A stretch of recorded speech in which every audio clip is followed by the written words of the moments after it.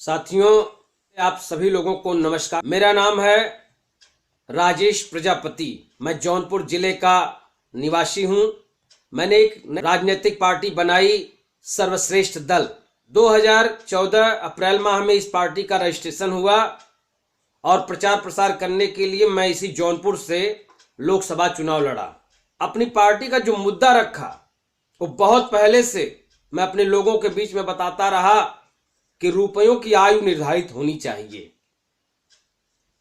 और इसी मुद्दे को लेकर के मैं पूरे शहर में लाउड स्पीकर द्वारा करके चुनाव लड़ा कि रुपयों की आयु निर्धारित करो। मैं उसकी आपको एक रिकॉर्डिंग सुनाता हूं, देखिए वो किस तरह से चिल्लाया था। रुपयों की आयु निर्धारित कीजिए और स्वच्छ सत्ता स्थापित कीजिए। सिराजे हिंद जौनपुर वासियों, ब्रह्मांड में सभी वस्तुओं की तरह रुपए की आयु को निर्धारित करने के लिए फ्राइंग पैन के सामने वाला बटन दबाकर भाई राजेश प्रजापति जी को भारी से भारी मतों से विजयी बनाए। क्या आप अच्छा, बुरा, अमीर, गरीब की बुराइयों को मिटाना चाहते हैं? तो ये सारी बुराइयों को मिटाने के लिए अगर आप सभी आपसी नफरत को समाप्त करना चाहते हैं तो रुपए की आयु को निर्धारित कीजिए। और तो आपने सुना साथियों कि मैं इसी जौनपुर शहर में इसी लाउड स्पीकर द्वारा चारों तरफ इस बात को मैंने फैलाया कि भारतीय रुपयों की उम्र निर्धारित होनी चाहिए। और मैंने प्रेस कॉन्फ्रेंस किया था जिसमें ये आपके सामने 2014 4 अप्रैल का ये अखबार है, और ये देखिए पूरी तरह से जो है इसमें लिखा है कि भारतीय रुपयों की आयु निर्धारित होनी चाहिए। उसके बाद मैं 10 फरवरी 2015 को भी एक कार्यक्रम बीआरपी इंटर कॉलेज के मैदान में किया। वहां भी मैंने मंच से बोला कि अगर भारतीय रुपयों की उम्र निर्धारित कर दी जाए तो दूध का दूध और पानी का पानी सब साफ हो जाए। और उसके लिए देखिए ये वहां के पेपर में ये निकला था कि भारतीय रुपयों की आयु की जाए निर्धारित। पड़ा हुआ ये सहारा का है। मैं चुनाव लड़ा और इसका टीवी 24 पे एक न्यूज भी आया था, उसको भी मैं आपको सुना रहा हूं।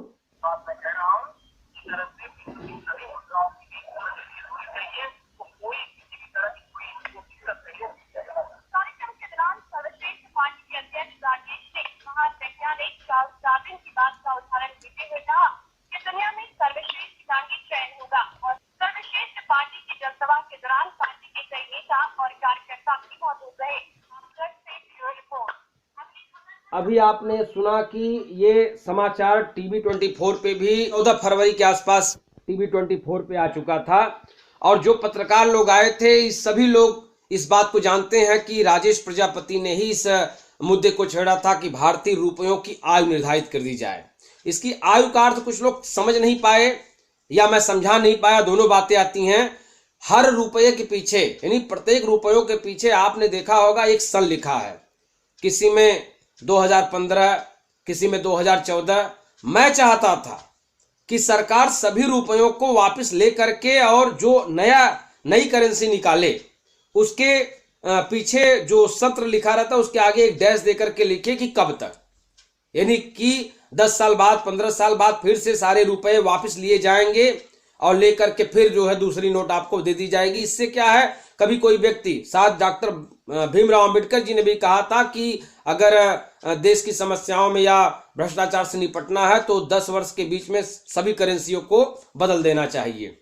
तो यही मुद्दा लेकर के मैं जो है आगे निकला था। लेकिन मैं जब चुनाव लड़ रहा था तो वाराणसी में भी हमने काफी हैंडबिल लगवाई थी अखबारों में, और जौनपुर में भी लगाई थी और लखनऊ में भी लगवाया था। कुछ जगहों से कुछ लोगों ने फोन किया कि आपका मुद्दा अच्छा है, लेकिन खड़े नहीं हुए साथ में। तो साथियों, मोदी सरकार 8 नवंबर को 1500 के रुपए के नोट को बंद कर दिया। ये कुछ माजला समझ में नहीं आया। इसके पीछे क्या निकला?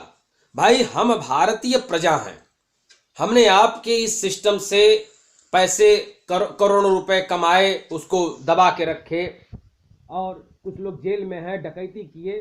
सब तो एक राजा की प्रजा होते हैं, बच्चे होते हैं।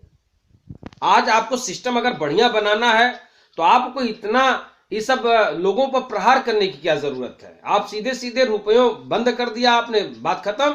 उसको कह दीजिए भाई सभी लोग लाके पैसा जमा कर दें। अगर जिसके पास ज्यादा पैसा है तो अपना जो आयकर टैक्स है, ये जो राजस्व कर है गवर्नमेंट का, वो अपना काट करके पैसा सबको वापस कर दें। लोग तैयार हो जाते।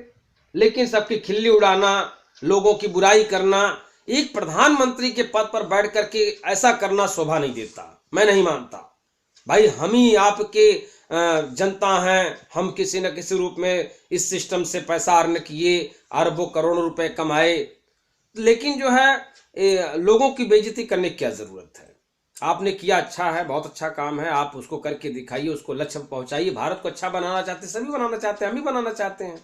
उसी भारत को अच्छा बनाने के लिए काले धन पर हमने भी एक मुद्दा उठाया था कि भाई भारतीय रुपया जो है इसकी आयु निर्धारित कर दी जाए, और सुन करके उस समय लोगों को रोकटे खड़े हो जाते थे, लेकिन कोई साथ नहीं आया। तो अजीब सा लग रहा है कि मोदी सरकार को भी सबसे पहले ये करना चाहिए था। उनको जब आना था सत्ता में तो उनको ये जनता के सामने स्पष्ट बात रखनी चाहिए थी कि मैं जब आऊंगा तो 1000 और 500 के नोट बंद करूंगा।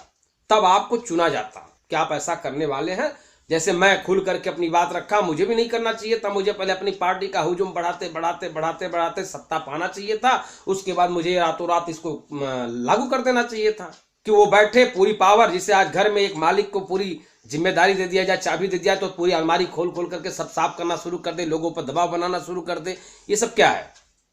थोड़ा सा इसमें एक राजा को अपने व्यक्तित्व की पूरी तरह से लोगों के सामने रखना चाहिए था, अपना व्यक्तित्व। और इस काम को बहुत ही चुपचाप ढंग से करते तो क्या बिगड़ जाता भाई। जनता सहमत है, अच्छा लगा, बहुत अच्छा लगा, लेकिन यह एक ईर्ष्या का भावना है। सभी लोग यही सोच रहे हैं कि अमीर बर्बाद हो रहा है, चोर उचक्के बर्बाद हो रहे हैं। अब हमारा पड़ोसी गाड़ी लेकर चलता था, अब उसको समझ में आएगा। ये सब जो है क्या है।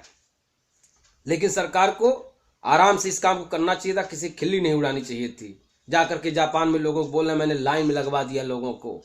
लोगों जनता को भी कह रहे हैं, अरे जनता तो 1000, 10,000, 15,000, 40,000, 50,000 रुपए तक रखने वाली जो आम जनता है, जो गांव में बसती है, इसका क्या उसका कसूर था?